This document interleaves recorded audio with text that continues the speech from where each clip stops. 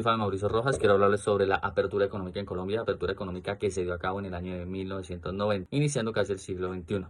Esta apertura económica podemos notar que le dio grandes beneficios a la parte de la industrialización, pues permitió que mercados extranjeros pudieran tener un poquito más de visión hacia nosotros, permitió un poquito más de apertura en la parte de los mercados internacionales. Esto lo hemos reflejado en el PIB, que fue quien nos permite ver como los indicadores. De todos modos, tenemos que tener en cuenta que la brecha no fue fácil, pues obviamente hubo un impacto negativo que fue en el momento en que el país no estuvo preparado de pronto para competir con estas importaciones y todo esto, lo que hace es que se refleje pérdida de empleo, y la pérdida de empleo simplemente lo único que causa es informalidad.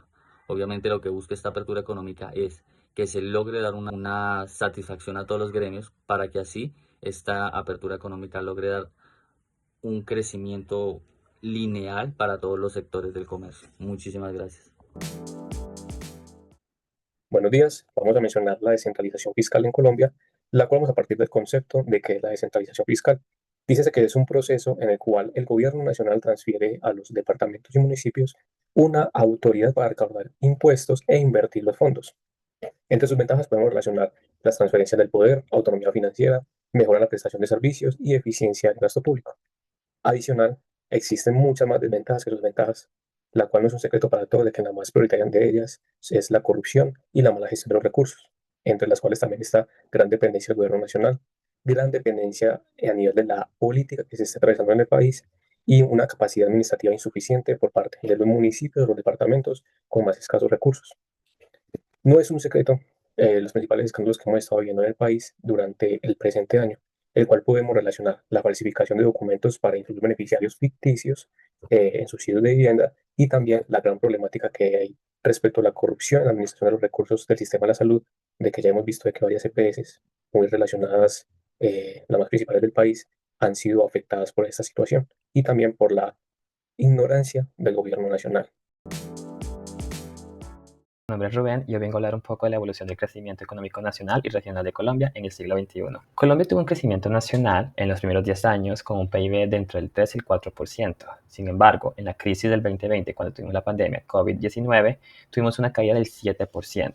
Aún así, logramos recuperarnos entre el 2021 y 2022, teniendo un crecimiento del más del 7%. Eso es debido a los consumos internos, inversión y comercio exterior. Aún así, aunque tengamos un crecimiento, regiones como Bogotá, Antioquia y Valle del Cauca se concentra el PIB como el 50% de la nación, pero tenemos lugares todavía como el Pacífico, la costa Caribe y Orinoco, incluso el Amazonas, que siguen siendo lugares con alta pobreza y baja inversión, tanto de parte del gobierno como también de algunas empresas del sector privado. En conclusión, Colombia ha crecido, pero no de forma equitativa, y nos toca cerrar la brecha que tenemos todavía para poder invertir más en educación, infraestructura, salud y aún hacer parte a esos lugares que no se ha logrado todavía el crecimiento, que puedan tenerlo para tener equitativamente un crecimiento nacional.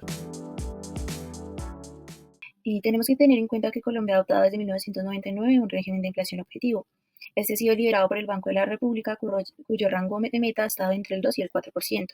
Durante la mayoría del siglo XXI, este mecanismo nos ha permitido mantener una inflación controlada. También tenemos que tener en cuenta diferentes años donde han habido cambios en esta inflación, como son del 2000 al 2010, que realmente fue una inflación estable, pero ha tenido cierta reducción progresiva hacia el 10% y un promedio del 4%. Para el 2015 y 2016 tenemos un repunte inflacionario que va hasta el 8% debido a diferentes fenómenos climáticos, el alza del dólar y el aumento de los precios de los alimentos.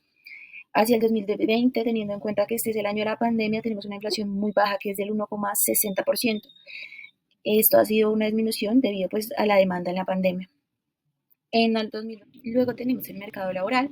El mercado laboral en Colombia ha cambiado mucho en lo que va del siglo XXI, aunque han habido ciertos avances, hay unos retos importantes como la informalidad, el desempleo juvenil y la desigualdad de género, por los que hay que seguir trabajando. Uno de los mayores problemas que tiene el mercado laboral es la informalidad. Más del 50% de los colombianos trabaja sin contratos, sin salud, pensión o prestaciones. Una de las cosas que se quiere cambiar con la reforma laboral que está en proceso en este momento. También tenemos muchas desigualdades, es decir, que las mujeres ganan menos y tienen más dificultades para conseguir trabajo. También tenemos que tener en cuenta que los jóvenes sufren de desempleo estructural, es decir, muchos estudian pero no encuentran empleo. Luego tenemos el desempleo. El desempleo es uno de los problemas más preocupantes que tenemos en Colombia, Colombia ha tenido una de las tasas de desempleo más altas a nivel Latinoamérica. Tenemos una tasa de promedio entre 2000 y 2019 que está entre el 9 y el 10%. En la pandemia, debido al COVID para el año 2020, llegó a más del 21%, que ha sido una de las, si no es la más alta de las tasas de desempleo. Y a través del 2024 se ha mantenido alrededor del 10%, con leves mejoras, pero pues no las suficientes.